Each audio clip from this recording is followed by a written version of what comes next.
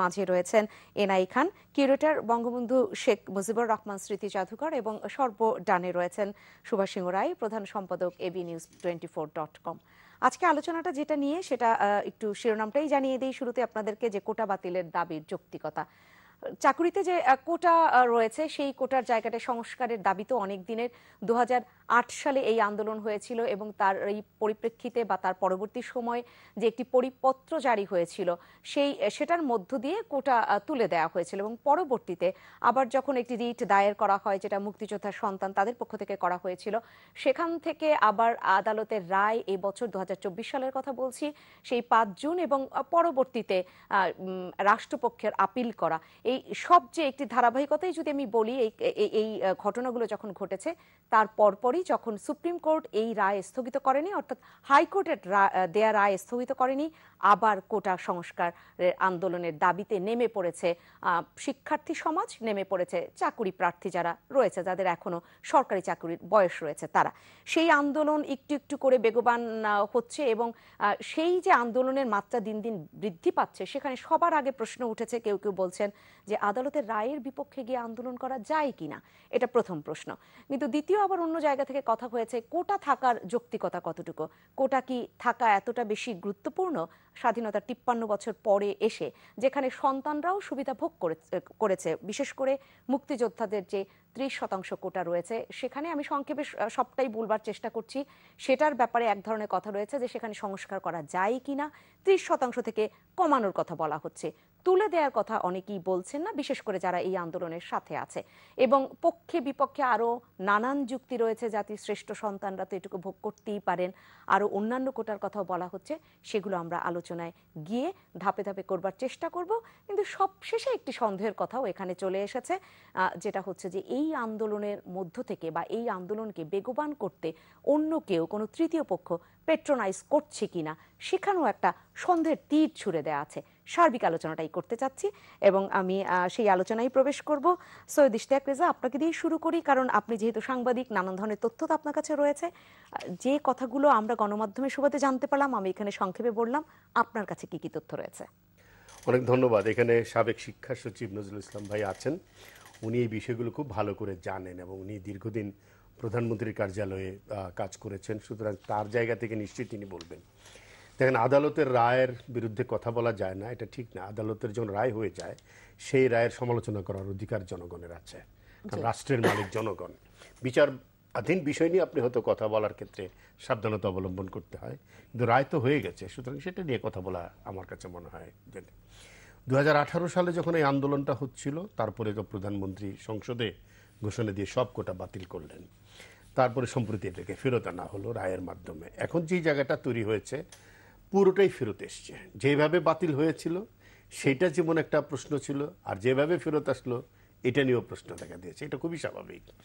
প্রথম কথা হলো, কোটা থাকবে কি থাকবে না। আমি মুক্তিযুদ্ধের কোটার কথা পরে যাচ্ছি। কোটা থাকে, সারা পৃথিবীতেই আছে, ভারত এবং পাকিস্তানে বড় আকারই আছে।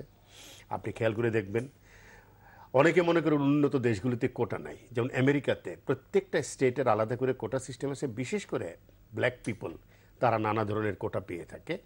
আমাদের দেশে হয়েছে কি, সরকারি চাকরি একটা বিশাল আরাধ্য বিষয়, সে কারণে সরকারি চাকরিকে নিয়ে নানা ধরনের কথাবার্তা হয়। কিন্তু কোটা তো আসলে শুধু সরকারি চাকরি না, বেসরকারি চাকরির ক্ষেত্রে কিন্তু কোটা করার সিস্টেম আছে। আমেরিকাতে রাজ্যগুলোতে আছে, কানাডা, অস্ট্রেলিয়া, আমি যেটা দেখলাম। তারপরে হলো তারা শিক্ষা এবং সামাজিক খাতে, ওদের এটার নাম হয়েছে পজিটিভ অ্যাফার্মেটিভ অ্যাসিস্ট্যান্স, যেটাকে আমরা সহজ ভাষায় বলি পজিটিভ ডিসক্রিমিনেশন। এই পজিটিভ ডিসক্রিমিনেশন কিন্তু সারা পৃথিবীতে আছে।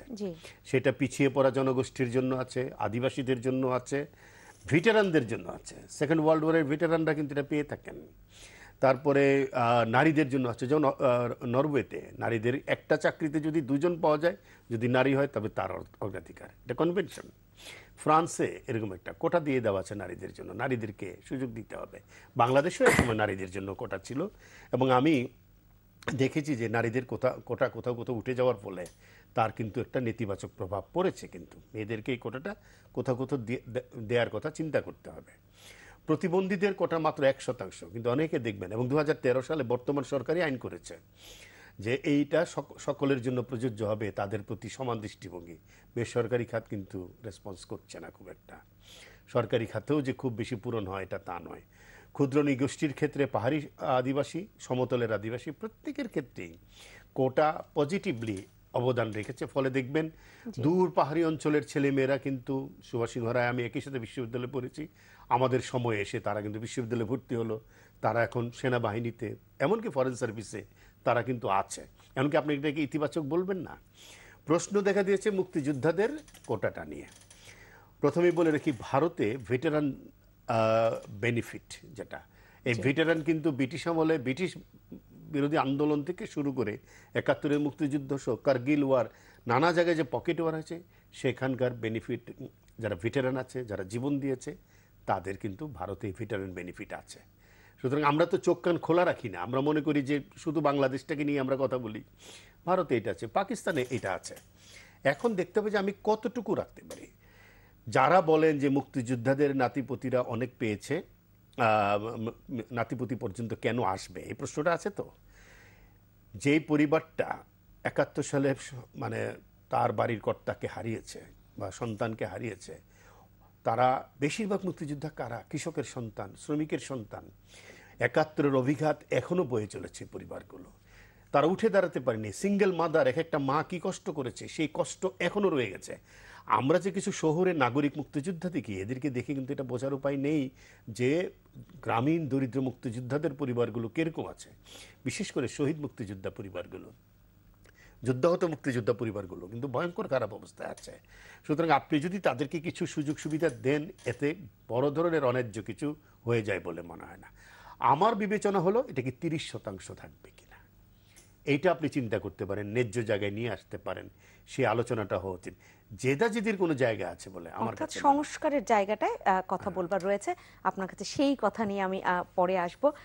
এনআই খান এখানে আমাদের সাথে রয়েছেন, আপনার কাছে একটু শুনে নেই। সেক্ষেত্রে আদালতের রায়ের বিরুদ্ধে কথা বলা যায়, সমালোচনা করা যায়, জনগণের সেটা অধিকার, ইশতিয়াক রেজা বললেন। এবং এই যুক্তিটা অনেকেই তুলে ধরেছেন যে পূর্ববর্তী সময়, যদি আমরা স্বাধীনতা একদম পূর্ববর্তী সময়, সেখানেও মানুষ কথা বলেছে।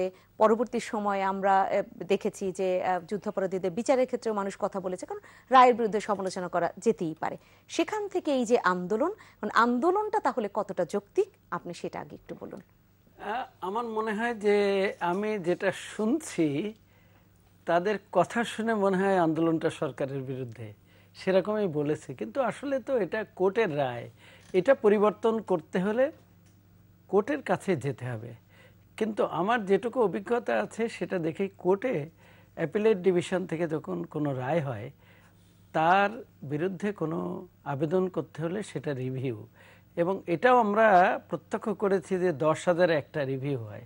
এটা যে হবে না তা না, কিন্তু আমার কাছে মনে হয় যে একটা মীমাংসিত বিষয় সরকার মেনেই নিয়েছিল। তারপরে আবার কারা মামলা করেছে, সেটা হিয়ারিং করেছে, করে একটা ডেড ইস্যুকে বাংলায় যেটাকে বলে খুঁচিয়ে ঘা করার মতো। এখন উল্টো আমি দেখতে পাচ্ছি যে সরকারের পরেই ব্লেম দিচ্ছে। এখন সমস্যাটা হবে যদি এরকম আন্দোলন চলতে থাকে, একসময় দেখা যায় তারা যদি আনরুলি কোনো কিছু করে, বেআইনি কিছু করে, তখন পুলিশে অ্যাকশনে যাবে। তখন যদি কেউ মারা যায়, কেউ আহত হয়, তারপরে আরো আন্দোলন জোরদার হবে। তাদের কিছু মানে যুক্তি এখানে আপনার কথার সাথে একটু তুলে ধরতে চাই, যুক্ত করতেই চাই।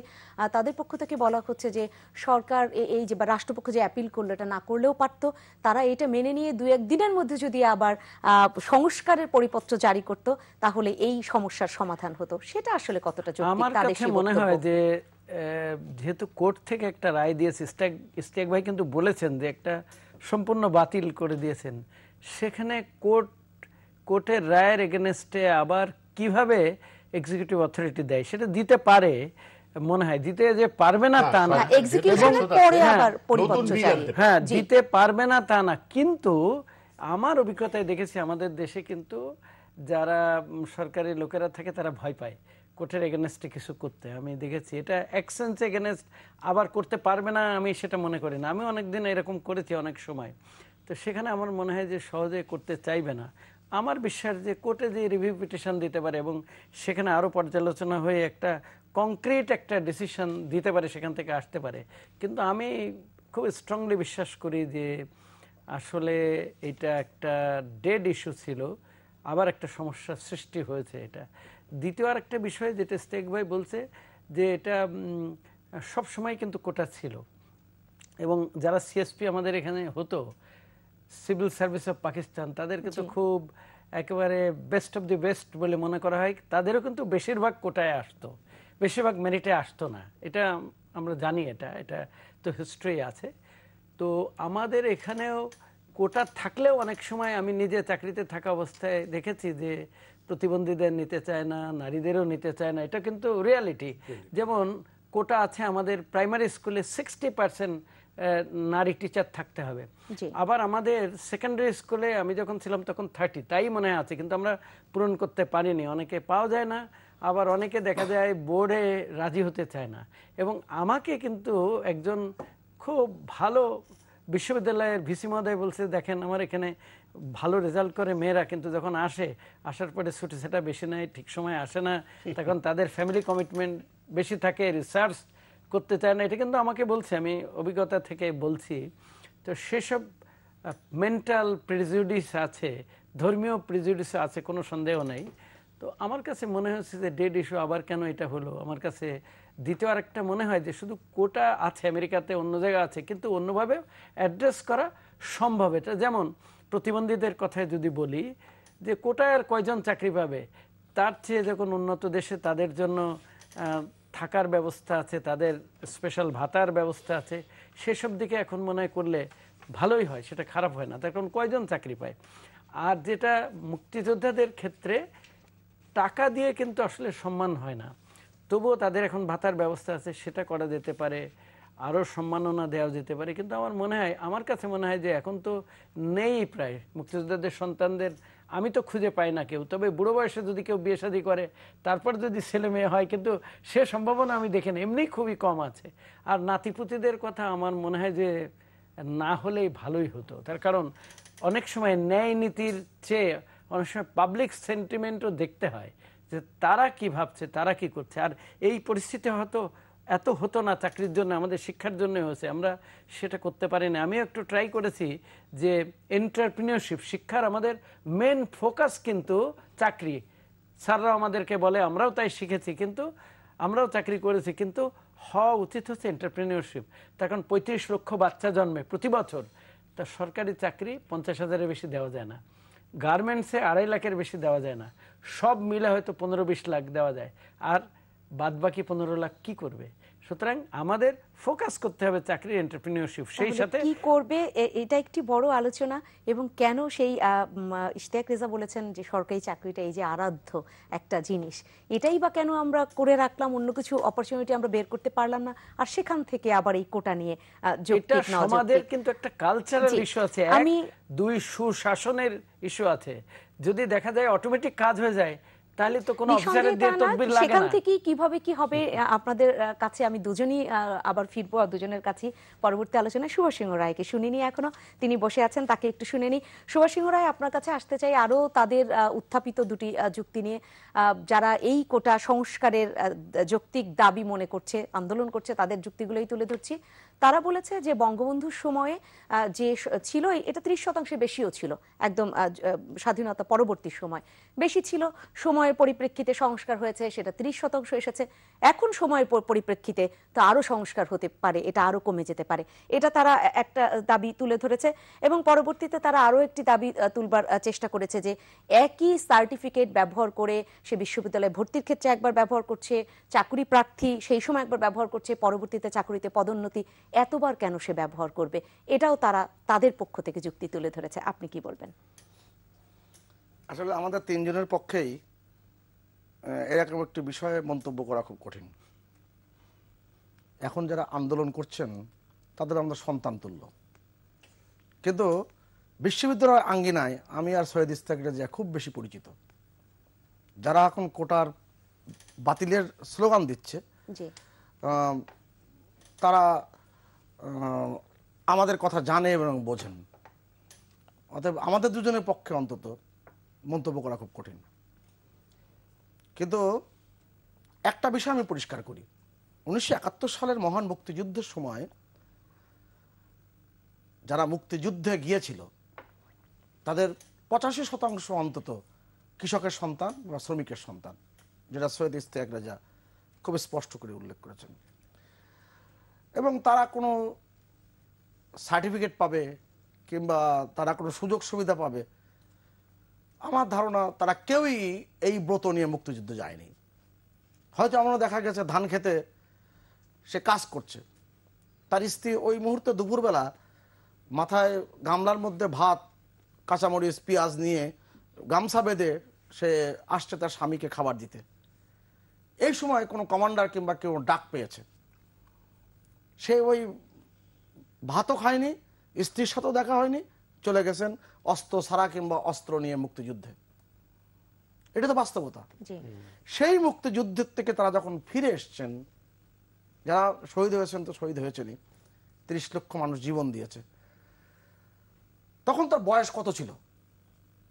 সব মিলে 22-24, কিস্তি একবার ঠিক বলছি, 22-24 এই বছর, কিংবা আরো একটু বেশি অনেক হতে পারে, 18-19 বছর এরকমই তাদের বয়স সীমাটা ছিল। তারা অনেকেই কিন্তু তখন যুবক ছিলেন এবং অনেকেই অবিবাহিত ছিলেন, এমনও তো আছে।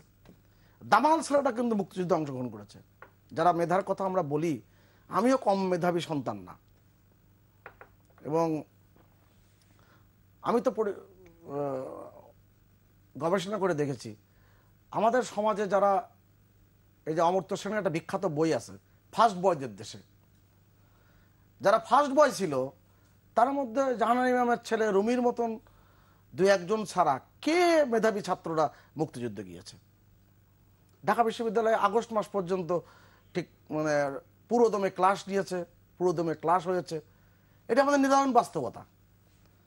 যারা নানাভাবে যাদেরকে ট্যাগ লাগানো হতো, যারা বকে যাওয়া ছেলে, এরা ঠিক মতো ক্লাস করে না, এরকম ছেলেরাই কিন্তু মুক্তিযুদ্ধে সবার আগে অংশগ্রহণ করেছে এবং পাকনাদারের বিরুদ্ধে যুদ্ধ করেছে। অনেকে বুকে সে তাদের গুলি লেগে গেছে, তারা মৃত্যুবরণ করেছে। মেধাবীদের সংখ্যাটা কি আসলে? মানে এই যে আমরা স্লোগানটা শুনছি, মুক্তিযুদ্ধের বাংলায় মেধাবীদের ঠাঁই নাই, স্লোগানের পরিবর্তন এসেছে। হয়তো আজ থেকে 25 বছর হলে ইশতিয়াক ভাইয়ের আমি শুনতাম অন্য স্লোগান। এখন যেখানে জয় বাংলা জয় বঙ্গবন্ধু স্লোগান দেওয়া হয়, আর সেখানে দেখা যাবে তার অর্ধেক অংশই জয় বাংলা এবং জয় বঙ্গবন্ধুর আদর্শের মানুষ না। এটাও যেমন বাস্তবতা, এটাও কিন্তু একটি নিদারুণ বাস্তবতা। কেননা এরকম মিছিল মিটিং করেই আমি আর ইশতিয়াকরা যারা এই পর্যন্ত এসেছি, আমরা কিন্তু মিছিলের সন্তান। ওই যে মিছিলের সব আধ কণ্ঠ পা এক নয়, হেলাল হাফিজের বিখ্যাত কবিতা। শাশ্বত শান্তি যেটা, তারাও যুদ্ধে আসে, অবশ্যই আসতে হয় অস্তিত্বের প্রগাঢ় আহ্বানে। তা আমরা যে কোটার প্রার্থী পেটার প্রার্থীর কথা বলছি, আমি যে একটু ভেবে দেখি না কোটা কি যন্ত্রণা তৈরি করেছে। 2018 সালে যে পরিপত্র হয়, পরিপত্রে স্পষ্ট করে উল্লেখ হয় যেখানে কোটার প্রার্থী পাওয়া যাবে না সেখানে মেধা ভিত্তিতে নিয়োগ দেওয়া হবে, স্পষ্ট তো এটা। আপনি নিশ্চয় দেখেছেন পরিপত্রে? জি হ্যাঁ, আপনি একটু জি না বললে আমি তো উৎসাহিত হই না। আপনি খেয়াল করে দেখবেন যে আমি এখন আসি কোটায় কি হয়েছে। 33তম বিসিএস, 35তম বিসিএস, 36তম বিসিএস, এই 3টে তথ্য আমার পাবলিক সার্ভিস কমিশন ওয়েবসাইট থেকে নেওয়া। সেখানে বলছে এটা তো কোটা নাই সেই অবস্থা, তাই ইশতিয়াক ভাই?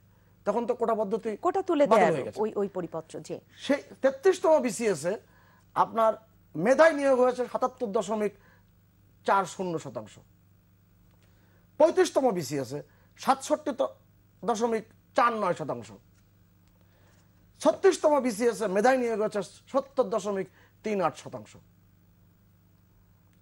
মেধায় কোটা থাকলে মেধায় নিয়োগ হচ্ছে না, এটা এক বাক্যে বলি কেমনে? এবং 2 জন বিদগ্ধ আলোচক যে আলোচনাটা করেছেন সেটা বলছে কিনা যে ডেটা এখানে উঠে আসছে, আপনি 3টা বিসিএস এর কথা বললেন, মানে মেধায় হচ্ছে না, সেটা ওই তথ্য একই মত প্রকাশ করছে কিনা? তথ্য ভিন্ন কথা বলছে। জি হ্যাঁ, সেটা আমি তো, আপনি আপনার অনুষ্ঠানের শুরুতে গৌরচন্দ্রিকা বেশ বিস্তৃত করেছেন। গৌরচন্দ্রিকায় অনেক বিষয় যুক্ত করে দিয়েছেন, পুরোটি মূল প্রবন্ধ পাঠ করার মতন। তা আমি একটা জিনিস খুব পরিষ্কার করে বলি যে বাংলাদেশের যে সরকারি চাকরিতে যে নিয়োগ পদ্ধতি, সেই নিয়োগ পদ্ধতি এখনকার সময়ে যে নিয়োগ পদ্ধতি, আমি যে কোনো জায়গায় চ্যালেঞ্জ করে বলতে পারি যে কোনো সময়ের চেয়ে অনেক উন্নতর। এবং এই যে স্বজনপ্রীতি কথা আমরা শুনে আসছি, আমরা দেখেছি জীবন দিয়ে। আমি জগন্নাথ হল ছাত্র সংসদের নির্বাচিত সহসভাপতি থাকা অবস্থায় আমি পাবলিক সার্ভিস কমিশন বহুবার ঘেরাও করেছি। ওই 80-র দশক 90 দশকের বাস্তবতা কিংবা 2001 থেকে 2006-এর বাস্তবতা, এখনকার বাস্তবতা পরিপূর্ণভাবে ভিন্ন। তা এইটা অনেক প্রান্তিক বিচ্যুতি অনেকে তুলে ধরতে পারবেন। কোটা পদ্ধতিতে এই যে ব্যাপারটি, আপনি মুক্তিযোদ্ধাদের সন্তানরা কিন্তু চাকরি পায়নি যখন তাদের চাকরি পাওয়ার কথা। মুক্তিযোদ্ধার বয়স তখন 22 থেকে 24-26। তারা কেউ আন্ডার ম্যাট্রিক, কেউ ইন্টারমিডিয়েট পাস করেছে, কেউ একেবারে লেখাপড়া করেনি। তার সন্তান বড় হতে হতে যখন লেখাপড়া শিখেছে, ধরেন 18 বছর 19 বছর বয়স হয়েছে, তখন এসে গেছে বাংলাদেশের প্রত্যক্ষ পরোক্ষ সামরিক শাসন বঙ্গবন্ধু হত্যাকাণ্ডের পর। সেই সময়টা একটু হিসাব করে দেখুন তো, ওই 21টা বছর কিংবা 3 দশক সময়টা, সেখানে মুক্তিযুদ্ধের সন্তানরা কোনো সুযোগ সুবিধা পেয়েছে কিনা, তাদের কোনো সুযোগ এসেছে কিনা।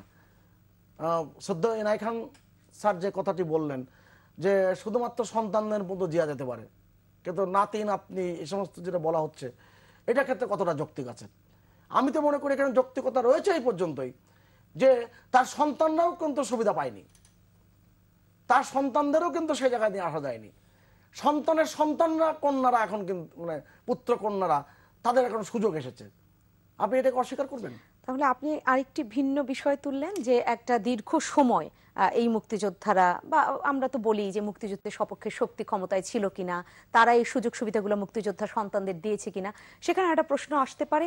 আরো হয়তো অনেক প্রশ্ন রয়েছে এবং আপনাদের অনেক বলবার কিছু রয়েছে, কিন্তু আমার বিরতি নিতে হবে। কথা দিয়ে রাখি, 38তম বিসিএসে 27% নারী নিয়োগ পেয়েছিল। কোটায় না কিন্তু, কোটা না কিন্তু, প্রতিযোগিতা করি, ঠিক আছে, প্রতিযোগিতা করে। 41তম 40তম বিসিএসে এই নিয়োগের হার 1 থেকে 2% হয়ে গেল। তখন কিন্তু কোটা পদ্ধতি বাতিল। জি, একজন আন্দোলনকারী নারী শিক্ষার্থী অবশ্য বলেছেন যে তিনি একজন নারী হিসেবে এই 10% কোটা চান না, কারণ তিনি মনে করছেন নারীরা এখন অনেক এগিয়েছে, সে নিজেকে প্রমাণ করতে পারবে। জি জি জি, আমি এই আলোচনাগুলো নিয়ে ফিরি, কারণ একেবারেই বাধ্যবাধকতা আমার রয়েছে, এখন একটা বিরতি নিতেই হবে। সম্মানিত 21 রাতের এই আয়োজনে ইশতিয়াক রেজা, আপনার কাছে আসবো, যেখানে আমি একজন মুক্তিযোদ্ধার নাম নিয়ে বলছি, কারণ উনি একটি গণমাধ্যমে যুক্ত হয়ে নিজেই বলেছেন যে উনি একজন বীর মুক্তিযোদ্ধা, কিন্তু সিনিয়র আইনজীবী যেটা খান পান্নার কথা বলছি, তিনি বলেছেন একজন মুক্তিযোদ্ধা হিসেবে আমি চাই না যে দেশে বৈষম্য থাকুক, 56% যদি কোটার মধ্য দিয়ে আসে একটা বৈষম্য তৈরি হয়, এই বৈষম্য দেখবার জন্য আমরা দেশ স্বাধীন করিনি, এটা ওনার উক্তি। আর আরেকটি বিষয় এখানে আসতে চাই যে যেটা সুভাষ সিংহ রায় বলেছেন যে মেধাবীদের কথা তুলে ধরেছেন, যে মেধাবীদের আসলে ডেডিকেশনের জায়গাটা উনি তুলে ধরেছেন। তাহলে সরকারি চাকরি বিশেষ করে এই জায়গাটা এখন কোনটা বেশি প্রাধান্য পাওয়া দরকার, ডেডিকেশন না মেরিট? মেধা নিয়ে আমাদের ভিতরে একটা ধোঁয়াশা কাজ করছে। প্রথম কথা হলো, কোটা কিন্তু মেধাহীনদের জন্য নয়, তাদের কিন্তু রিটেনটা এবং ভাইভাটা ফেস করতে হয়, প্রিলিমিনারি পাস করতে হয়। সুতরাং প্রিলিমিনারি যিনি উত্তীর্ণ হচ্ছেন, রিটেনে যিনি উত্তীর্ণ হচ্ছেন, তাকে কিন্তু আপনি মেধাহীন বলতে পারেন না। সব ভাইভাতে বাতিল হয়ে গেল কিন্তু মেধাহীন না, এটা একটা। দ্বিতীয় হলো, মেধা কথাটা খুবই আপেক্ষিক। ক্যাডেট কলেজের ছেলেটি ক্লাস 7 থেকে যে বেনিফিটের ভিতর দিয়ে পড়াশোনা করে, যে সিস্টেমের ভিতর দিয়ে, আয়লা অঞ্চলের একটা ছেলে সাতক্ষীরার একই মেধা থাকলো তার পক্ষে সম্ভব না কিন্তু তার মেধা প্রদর্শনের। যে ছেলেটি ঢাকার খুব নাম করা স্কুলে পড়ে, দিনে প্রতি সাবজেক্টে 2টা করে গৃহশিক্ষক রাখে, বড় বড় কোচিং সেন্টারে গিয়ে পড়ায়, গাড়ির লাইন দাঁড়িয়ে থেকে কোচিং সেন্টারের বাইরে, তাকে আপনি মেধাবী বলবেন? নাকি যে ছেলেটির কোনো বেনিফিট ছেড়া ভুরুঙ্গমারি থেকে এসে ঢাকা বিশ্ববিদ্যালয়ে ভর্তি হয়েছে, তাকে আপনি মেধাবী বলবেন? সুতরাং মেধা নিয়ে যে আমাদের ভিতরে একটা চর্চা আছে, যে এই লোকগুলো মেধাবীদের কথা বলছে, তারা তাদের কনটেক্সট দেখছে না, প্রেক্ষাপট দেখছে না, কে কোনটা মানে সামাজিক অবস্থানে আছে সেটা দেখছে না। জেডাই খান পান্না যেটি বলেছেন, আমি তার সাথে একমত হয়ে দ্বিমত করব। সেটা হলো, সব মুক্তিযোদ্ধা, আমি তো আগেই বলেছি, নাগরিক মুক্তিযোদ্ধা দেখে, নাগরিক সমাজের যে মুক্তিযোদ্ধা, তাদের দেখে যদি আমরা সবাইকে বিবেচনা করি, তাহলে ভুল করবে। এই দেশে প্রচুর হতদরিদ্র মুক্তিযোদ্ধা আছে, পরিবার আছে, যাদের এখনও সংসারে চুলা জ্বালানো কঠিন হয়ে পড়ে। আমরা কি কোনোদিন খোঁজ রেখেছি? তাই এটাকে আসলে ব্ল্যাঙ্কেট আপনি না করতে পারেন, কিন্তু আপনি এটাকে নিশ্চয়ই সিলেক্টিভ করতে হবে। আপনাকে যাচাই করতে হবে কোন মুক্তিযোদ্ধা পরিবারটার প্রয়োজন, কোন মুক্তিযোদ্ধার পরিবারটার প্রয়োজন নাই। আমি খুব নাম ধরেই বলি, আমাদের সরকারের উপদেষ্টা, জ্বালানি উপদেষ্টা তৌফিক এলাহি, বীর বিক্রম, উনি সরকারের জ্বালানি, উনি একটা বীর সাংঘাতিক বড় মুক্তিযোদ্ধা, কিন্তু সাংঘাতিক বড় মুক্তিযোদ্ধা। ওনার কি আর প্রয়োজন আছে কোনো কিছু? আপনি চিন্তা করেন, ওনার কি কোনো কিছুর প্রয়োজন হবে? এরকম করে উনি হয়তো চাইবেনও না, উনিও চাইবে না, ওনার পরিবারের কেউ চাইবে না, ওনার এটার প্রয়োজনও নাই। কিন্তু আবার আমার এখানে, আমার গ্রামে এমন মুক্তিযোদ্ধা দেখেছি, তার স্ত্রী এখনও চলতে পারছে না, মানুষের বাড়িতে চেয়ে চিনতে চলছে। এর খোঁজ কি আমরা রাখি? তারপরে আন্দোলনের মধ্যে একটা কথা ঠিক, এটা কোর্টের একটা রায় হয়েছে। এখন কোর্টের রায়ের বিরুদ্ধে আপনি শুধুমাত্র আপিল করতে, রিভিউতে যেতে পারেন, রাস্তায় আপনি নামবেন কিনা সেটা বিষয়। কিন্তু দেশে তো একটা সরকার আছে, সরকার চাইলে নতুন করে সংসদে বিল আনুক, তাহলে সেটাতে তো কোর্ট বাধা দিবে না। এটা তো এই 2018 সালের প্রেক্ষিতে একটা রায় দিয়েছে, কেউ একজন মামলা করেছে বলে। সরকার যদি নতুন আইন করতে চায়, সেখানে যদি কোনো রেশনাল সিস্টেম রাখতে চায়, সে তো করতে পারে। There is a government in this country, তারা তো ন্যায্যতার স্বার্থে এটা করতে পারে। সুতরাং এটা আমার কাছে মনে হয় যে এটা আমরা জেদাজেদির জায়গায় নিয়েছি, মুক্তিযোদ্ধা পরিবারগুলোকে মানুষের মুখোমুখি করে ফেলছি এই প্রজন্মের, এটা মোটেও ভালো কাজ হচ্ছে না।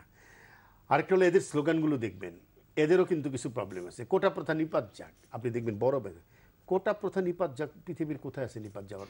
ইশতিয়াক রেজা, সেক্ষেত্রে তো তাহলে 2018 সালে পরিপত্র নিয়েও কিছুটা কথা উঠে আসে, কারণ তখন একেবারেই যে বাতিল করে দেয়া। আমরা তো সেটা শুরুতেই বলেছি, আপনি খেয়াল করেন নাই বোধহয়। যেভাবে বাতিল হয়েছিল ওটা আমি তো বলেছি, যেভাবে বাতিল হয়েছিল ওটা সেটা ঠিক হয় নাই। আপনি তো ব্ল্যাঙ্কেট বাতিল করে দিতে পারেন না, কারণ রাষ্ট্র সংবিধানে বলেছে সকল মানুষের সমানাধিকার। আবার এই রাষ্ট্রীয় সংবিধানে আরেক জায়গায় বলেছে পিছিয়ে পড়া জনগোষ্ঠীকে দেখভালের দায়িত্ব রাষ্ট্রের। সুতরাং এখানে তো ন্যায্যতার প্রশ্নটা আছেই। এবং আমরা দেখেছি 74 সালে যখন প্রথম বঙ্গবন্ধু কোটা প্রথা আনেন, তাতে কিন্তু উপকার পেয়েছিল মানুষ। একটা সময় ছিল, এই যে স্যার হাসান সরকারি চাকরিতে ছিলেন, কুমিল্লা, ব্রাহ্মণবাড়িয়া, এরা কিন্তু সরকারি চাকরি বেশি দখল করে ফেলতো। দেখা গেল মঙ্গা এলাকার মানুষের 1% সরকারি চাকরিতে। জেলা কোটা কিন্তু উপকার দিয়েছিল, পরে কিন্তু ওই অঞ্চলের মানুষের মধ্যে ভারসাম্য এসছে। বরিশাল কোটা পাওয়ার পরে কিন্তু বরিশাল ব্যাপক মেধা প্রদর্শন করতে পেরেছে। আপনি তাদেরকে মেধাহীন বলতে পারবেন না, কিন্তু কোটাগুলো কাজে লেগেছে। পরে জেলা কোটা উঠে গেছে, নারী কোটা উঠে যাওয়ার তো আমি নিজে পাবলিক সার্ভিস কমিশনে থেকেছি, এটার একটা নেতিবাচক দিক দেখছি। মেয়েদের সরকারি চাকরিতে কমে যাচ্ছে, এটা তো অ্যালার্মিং। মেয়েদের চাকরি বাড়াতে হবে, তো মেয়েদেরকে আনতে হবে। এমন একটা মেয়েকে যদি আপনি বিশেষ বিবেচনা আনেন, আপনি তাকে মেধাহীন বলবেন? তাহলে স্লোগান আসলে আন্দোলন থেকে যেভাবে দেয়া হচ্ছে সেটা কতটা যৌক্তিক, সেটা নিয়েও একটা প্রশ্ন আসে, যে এইভাবে একদম তুলে দেয়া বা নিপাত যাক যে শব্দগুলো বললেন, এই কথাগুলো আসলে এই দেশে এভাবে বলা যায় কি? কোটার জন্য মুক্তিযুদ্ধ করি নাই মানে আমাদের 71 মুক্তিযুদ্ধের বড় অন্যতম ইস্যুগুলোই ছিল যে আমরা আমাদের ন্যায্য অধিকার পাই না, কোটা দিয়েও কোটা রাখে না, এই স্লোগানগুলো ছিল না আমাদের? বৈষম্যের বিরুদ্ধে তো আমাদের আন্দোলন ছিলই, একই সাথে আমরা প্রাপ্য সুবিধা পাই না সেটাও তো বলা ছিল। তাহলে আলোচনাটা এসে দাঁড়ালো যে কোটা সংস্কারই হতে পারে সব দিক থেকে, যে জায়গাটা আপনি বললেন সেইটা যদি আমরা একদম ছেড়ে একদম এক জায়গায় একীভূত একটা আলোচনায় আসি, তাহলে সেটা সংস্কার করা যেতে পারে। তাহলে সংস্কারের আলোচনাটাই আসি। রয়েছেন তো আমাদের বাংলাদেশ সরকারের সাবেক শিক্ষা সচিব এনআই খান, আপনার কাছে একটু এটাই জানি, 56% যেটা নিয়ে আসলে কথা হচ্ছে, এইটা কি হলে এই দাবিটাও যৌক্তিক পর্যায়ে গিয়ে দাঁড়ায় বা সংস্কারটাও একদম যৌক্তিক পর্যায়ে গিয়ে দাঁড়ায়, কি হলো? তার আগে আমার মনে হয় আমি একটু ইশতিয়াক ভাইয়ের কথার জের ধরে দুইটা কথা বলি। একটা হচ্ছে যেটা মেধার কথা বলা হয়, আমাদের দেশে কিন্তু আমি সম্পূর্ণ ওনার সাথে একমত, মেধার সম্পর্কে একটা ভুল ধারণা আছে। যারা রেজাল্ট ভালো করে তাদের মেধা বলে, এটা কিন্তু একাডেমিক রেজাল্ট, এটা কিন্তু মেধা না। অ্যাবসলিউটলি রং হয়। আমি কোনো উন্নত দেশের অনেক শিক্ষা প্রতিষ্ঠানে গেছি, তারা কিন্তু এটা বলে না, এটা অগ্রসর অনগ্রসর শিক্ষার্থী বলে, এটা আসলে মেধা না, এটা হচ্ছে একাডেমিক রেজাল্ট, যাদের এখানে অ্যাটেনমেন্টটা ভালো সেই হিসাবে বলে, এটা আসলে ভুলভাবে বলা হয়। দ্বিতীয় আর একটি বিষয় হচ্ছে যে কোটা নিপাত যাক যেটা বলা হচ্ছে, এটা আমার মনে হয় স্লোগানের জন্যই স্লোগান। তার কারণ এইটা আমরা দেখি যে প্রাইমারিতে পোষ্য কোটা আছে 20% প্রাইমারি, কিন্তু সেটা কেউই বলে না। ঢাকা বিশ্ববিদ্যালয়ে টিচারদের ছেলে মেয়েদের ভর্তির জন্য কিন্তু কোটা আছে, এটার কথা দেখি কেউ বলে না। ভেরি ইন্টারেস্টিং এটা। এবং ওরা ওই স্লোগান দিলেও ভিতরে অন্যরকম। সুতরাং আপনার অনেক সময় মোড়কে এক কথা লেখা থাকে, ভিতরে আর এক রকম। তৃতীয় কথা যেটা হচ্ছে, আপনি যেটা বলছিলেন যে আসলে কি করা যায়, আমি মনে করি চিন্তা অনেকভাবে করা যায়। আমি বলেছি প্রতিবন্ধীদের বিষয়ে আমার কাছে মনে হয় না খুব বেশি উপকার হয় তাদের। তখন আমার বাস্তব অভিজ্ঞতা থেকে, আমি যখন শিক্ষা সচিব ছিলাম তখন যারা প্রতিবন্ধী তারা যখন পরীক্ষা দেয়, অনেকে আছে কিন্তু লিখতে পারে না, তখন আরেকজনকে তার সাথে দিতে হয়, সে বলে লেখে। কিংবা অন্য আরও অনেক বিষয় আছে, অনেক রকমের প্রতিবন্ধী আছে। তো আমি কিছু লোক আছে তাদের আবার সময় বেশি দিতে, আধা ঘন্টা সময় দিয়েছি। তেমন একটা কমপ্লেন আসলো পরীক্ষার দিন, অভিভাবক আমাকে বললেন যে স্যার সার্কুলার করে দিয়েছেন। প্রথম তো সার্কুলার করেই না বোর্ড থেকে, পরে আমি বকাটকা দিয়ে সার্কুলার দিয়েছি। এরপরে যখন পরীক্ষা হলে গেছে তাকে সময় দেয় না, একই সময় নিয়ে নেয়। আমি শুনে তারপরে আমি চেক করলাম, দেখলাম সত্যি আসলে মানুষের যে পারসেপশন, মানুষের যে ধারণা, এটা কিন্তু গুরুত্বপূর্ণ বলে। মানসিকতা যেমন মেয়েদের ক্ষেত্রে বলছিলেন, সুভাষ দাও বলছিলেন, আমি কিন্তু এই প্রায় 4টা ভাইবা বোর্ডে গেছি, আমি কোনোটাই একজন পাই, কোনোটাই মোটেই পাই না। মেয়েদের কিন্তু পাই না কোনোটাই। কিন্তু আমি একটা বিশ্ববিদ্যালয়ে পড়াই, অন্তত 80 জনকে পড়াই আমি, 2টা কোর্সে। সেখানে দেখি সবচেয়ে ভালো করছে মেয়েরা, আবার ছেলে কিন্তু কম সংখ্যায়ও। তাহলে কেন এটা হচ্ছে? আমি একটু চিন্তা করেছি, চিন্তা করে আমার কাছে মনে হয়েছে যে মেয়েরা যখন একটু বেশি হয়, বিয়ে শাদী করে, সংসার করে, বেশি বয়স হলে কিন্তু বিয়ে হতে চায় না, কিন্তু রিয়ালিটি তাই। তখন হয় কি, তারা সংসারের দিকে বেশি মনোযোগ দিতে হয়। পুরুষরা তো একটু অন্য ধরনের, পুরুষতান্ত্রিক সমাজ। তাছাড়া প্রতিটা দিবে, আমি বায়োলজির ছাত্র হিসেবে বলতে পারি, পুরুষরা কিন্তু সবসময় সব দিক থেকে ডমিন্যান্ট থাকতে চায়, পাওয়ার এক্সারসাইজ করতে চায়, এমনকি ফিজিক্যাল পাওয়ারও। এটাতে হয় কি যে মেয়েরা তখন সংসারের দিকে বেশি মনোযোগ দেয়, এইদিকে মনোযোগ দিতে পারে না, তখন তারা এই প্রস্তুতি নিতে পারে না, এই জন্য তারা আসে না। আমার যেটা ধারণা বলছি, এটা গবেষণালব্ধ না, তবু আমি আমার ব্যক্তিগত অভিজ্ঞতা থেকে বলছি। সেই জন্য আমার মনে হয় যে 2 দিকে চিন্তা করতে হবে। আর একটা উদাহরণ আমি দিই, আমি যখন প্রাইমারি ডিজি ছিলাম তখন আমি দেখেছি অন্তত 36 কি 37টা, আমার এক্সাক্ট মনে নেই, উপজেলাতে কেউই কোয়ালিফাই করে না প্রাইমারি টিচারের জন্য।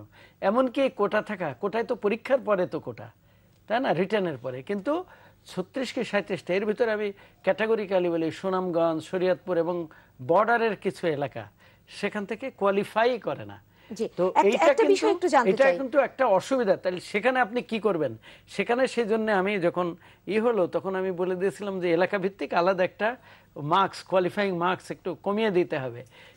এটা সব কিন্তু এক ফর্মুলায় সব চলবে না, অবস্থা বিশেষে কেস টু কেস এটা পরিস্থিতি বিবেচনায় নিতে হবে। তবে যেটা আমার কাছে মনে হয়েছে, আমি শেষ করে দিচ্ছি, যেটা আমার কাছে মনে হয়েছে যে এটা এখন একটা এমন পর্যায়ে চলে গেছে, যেটা ভাইরা বললেন, দাদাও বলছেন, জেদাজেদি করলে কিন্তু আমার মনে হচ্ছে যে খুন খারাপই হবে এবং দেখা যায় সরকারের বিরুদ্ধে সব দল পাকাচ্ছে। ইতিমধ্যে আবার বিশ্ববিদ্যালয়ের টিচারদের একটা আন্দোলন আসছে, এরপরে আরো কিছু বিষয় আসছে আমি দেখতে পাচ্ছি। সুতরাং এটা সবচেয়ে ভালো হবে আলাপ আলোচনা করা, দ্রুত বসা এবং কিছু চাপ দেওয়া, কিছু বসা, কিছু সিদ্ধান্ত নেওয়া, প্রয়োজনে এটা রিভিউ করার ব্যবস্থা। অর্থাৎ আলোচনার জায়গাটাই আপনি গেলেন। আমি ছোট্ট করে যেটা জানতে চাইবো সেটা হচ্ছে যে জেলা কোটা যেটা রয়েছে, সে জেলা কোটায় যদি একদম উপযুক্ত কাউকে না পাওয়া যায়, তাহলে কি সেটা বিশেষ কোটায় চলে যায়? বিশেষ কোটার দিকে চলে যায় কিনা সেটা না, তখন কিন্তু যদি কোটায় না পাওয়া যায়, তখন আমার যতদূর মনে পড়ে সেটা তখন ওই সোকল্ড মেধার ভিত্তিতে চলে আসে, যেখানে না পাওয়া যায়। আমি আমার সময় অনেকে এই আলাপটিও দিচ্ছেন যে সেটা বিশেষ কোটায় চলে যায়, এটা ঠিক না। আমার সময় তাই গেছে। এবং আমি একটা ইন্টারেস্টিং বিষয় আমি বলি, অনেক সময় এত কিছু থাকার পরে আমরা দেখেছি যে অনেক অফিস থেকে হিসাব করতে পারে না, অনেক অফিস থেকে দিতে চায় না। জেনারেলি তাদের একটা টেন্ডেন্সি থাকে মেধার, সো-কল্ড মেধা কোটায় দেওয়ার জন্য, কিন্তু ওইটা বলছে আমার মনে হয় এটা ঠিক না। এবং এটা থাকলেও টেন্ডেন্সি কিন্তু ওই দিকে যাওয়ার, জেনারেলি দিতে চায় না। আপনারা লক্ষ্য করবেন প্রতিবন্ধী কোটায় কয়জন চাকরি পায়, দিতে চায় না, দিতে চায় না।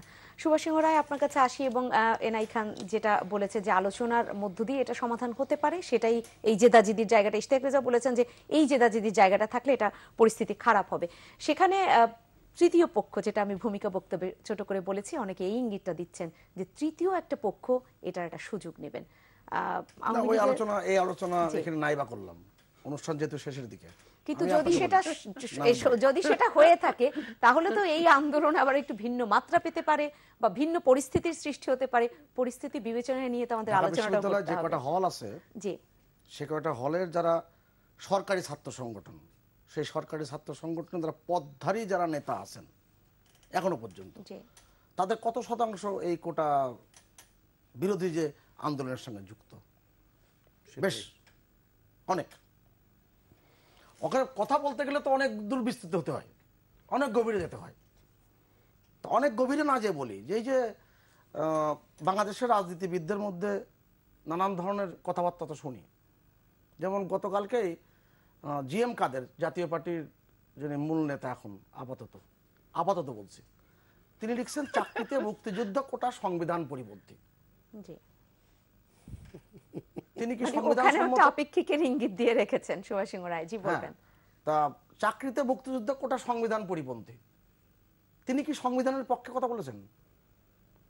28 অনুচ্ছেদ, 29 অনুচ্ছেদ, এগুলো একজন, তিনি এতবার সংসদে গিয়েছেন, এতবার বিরোধী দলের উপনেতা নেতা হয়েছেন, তার এগুলো খেয়াল রাখা উচিত না? আরেকটা সংকটের কথা বলি, যে মেধার মূল্যায়নের ক্ষেত্রে আপনি কোনটা দেখবেন? যেমন আমি গোড়ার থেকে বলেছি, আমি আর ইস্তেক ভাই অনুষ্ঠান ছিলাম আজ থেকে 8-10 বছর আগে একটা বেসরকারি টেলিভিশন চ্যানেলে। আমরা বলেছিলাম যে কোনো যদি রেজাল্ট পাবলিশ করা হয়, বিশ্ববিদ্যালয় কিংবা কর্তৃপক্ষের পক্ষ থেকে লিখে দেওয়া উচিত ফলাফলের ক্রম অনুসারে। প্রত্যেকেই কিন্তু ভুল করে লেখেন মেধাক্রম, মেধা তালিকা, মেধাক্রম। একটি পরীক্ষা দিয়ে 4টি পরীক্ষার যোগফল দিয়ে আপনি মেধাক্রম যাচাই করতে পারেন। আমাদের শব্দ চয়নে আরো বেশি সাবধানতা অবলম্বন করা দরকার। এটা কিন্তু সীমাবদ্ধতা। জি।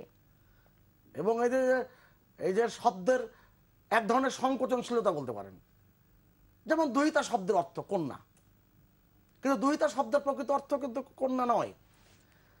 আগেকার গারস্থ ধর্মে কুমারী মেয়েরা কিন্তু দুধ দহন করত, বাড়ির যে গাভীটি ছিল। ওই মেয়ে যখন বিবাহ হয়ে যেত, স্বামীর সংসার যেত, তখন তারা দুধ দহন করা লাগতো না। দুধ দহন করে যে রমণী, তাকে বলে দুহিতা। এটা কালে কালে কন্যার প্রতিশব্দ ব্যবহৃত হলো। তা আমাদের এখানে এই যে শব্দের প্রসারণশীলতা, সংকোচনশীলতা নিয়ে আমাদের কিন্তু ভাবতে হবে।